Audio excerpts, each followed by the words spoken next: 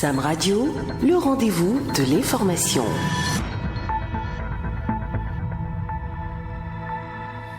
Bienvenue sur l'hebdo de Sam Web Radio. L'actualité nationale de cette semaine a une connotation politique.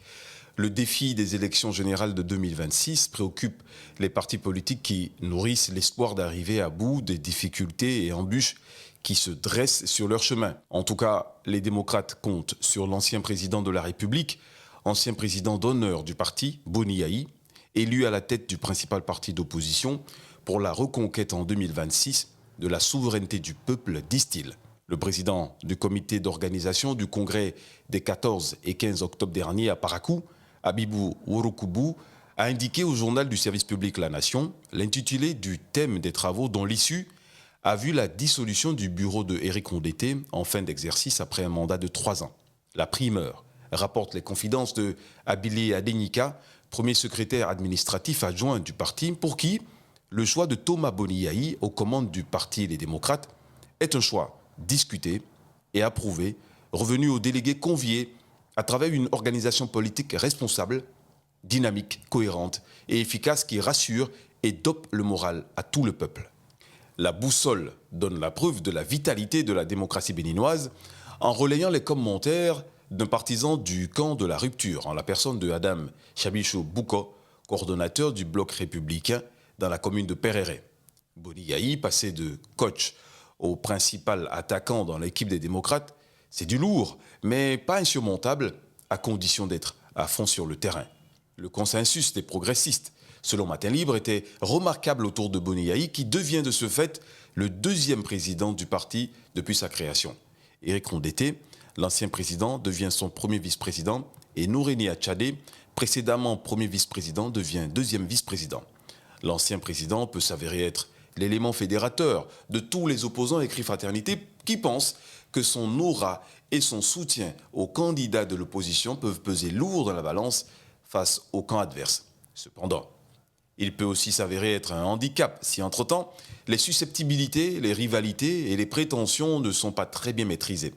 Le quotidien de Ménotin annonce des élections générales de 2026 sujettes à de futures empoignades au détriment des enjeux de développement au vu de l'éternelle rivalité entre Boni Yayi et Patrice Talon.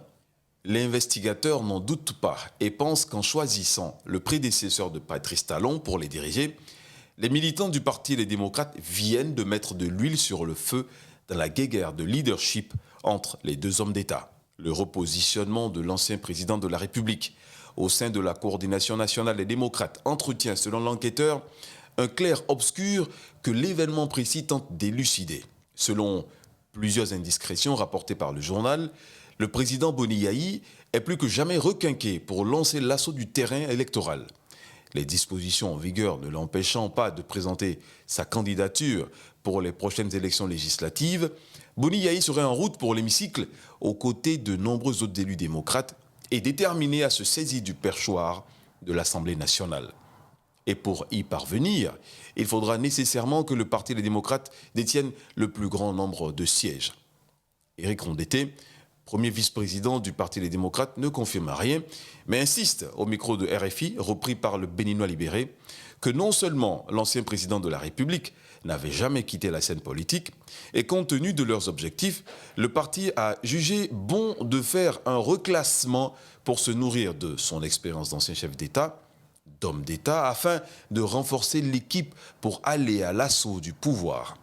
Et sur la question de la présence de Chabi Yayi, fils du président Yayi, dans le bureau des démocrates, Éric Ondété reconnaît à ce dernier le droit de militer, de donner de son énergie et de son intelligence au parti. Mais le fait d'être fils de chef d'État au sein du Parti des démocrates ne donne aucun droit particulier à qui que ce soit, a-t-il conclu. En bref, journée internationale de la fille au Bénin. L'édition 2023 a été marquée par des réflexions sur les actions fortes du gouvernement pour la défense et la préservation des droits de la fille. Nous restons convaincus que les filles d'aujourd'hui, éduquées et protégées, seront pour la plupart demain des femmes dignes et fortes, des femmes debout, pouvant contribuer efficacement et activement à toutes les constructions. Ces propos sont de Madame Véronique Tony-Fodé, ministre des Affaires sociales et de la microfinance. Célébration de la 43e journée mondiale de l'alimentation. Les manifestations officielles entrant dans le cadre de la célébration de la 43e journée mondiale de l'alimentation et du lancement de la 27e édition de la campagne Téléfood ont eu lieu le lundi 16 octobre 2023 à l'espace vert de Savalou. Le thème de cette 43e journée mondiale de l'alimentation est « L'eau, c'est la vie, l'eau nous nourrit. Ne laissez personne de côté ». Ce thème commande à mettre immédiatement en place une synergie d'action des gouvernants, du secteur privé, des institutions de recherche, des producteurs et productrices, héros de notre alimentation, pour une transformation profonde des systèmes de production agricole. L'Agence nationale des transports terrestres, ANAT, a tenu le lundi 16 octobre 2023 à son siège à Cotonou une rencontre d'échange avec les responsables des fêtières de transport de personnes et de marchandises au Bénin. La séance s'est déroulée autour de la problématique du transport mixte, un mode de transport formellement prohibé au Bénin et entre les États membres de la CEDEAO, mais qui se développe allègrement sur nos axes routiers. Le transport mixte consiste à charger simultanément des personnes et des marchandises dans un même véhicule. La salle de formation de la direction du Groupement national des sapeurs-pompiers à Cotonou a abrité du 17 au 21 octobre 2023 un atelier de formation des formateurs sur le programme universel de prévention de l'usage des substances psychoactives. Ont pris part à la dite formation les enseignants venus des collèges et lycées des 12 départements du Bénin.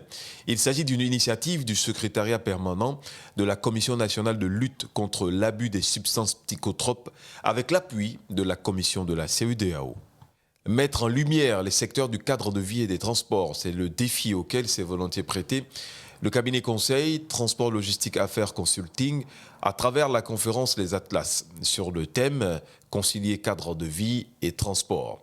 Cette rencontre initiée par Mme Salimata Keïta s'est tenue le lundi 16 octobre 2023 à Paris et a réuni plusieurs experts, acteurs et spécialistes des questions de transport et de la logistique de plusieurs pays pour des réflexions profondes sur la problématique.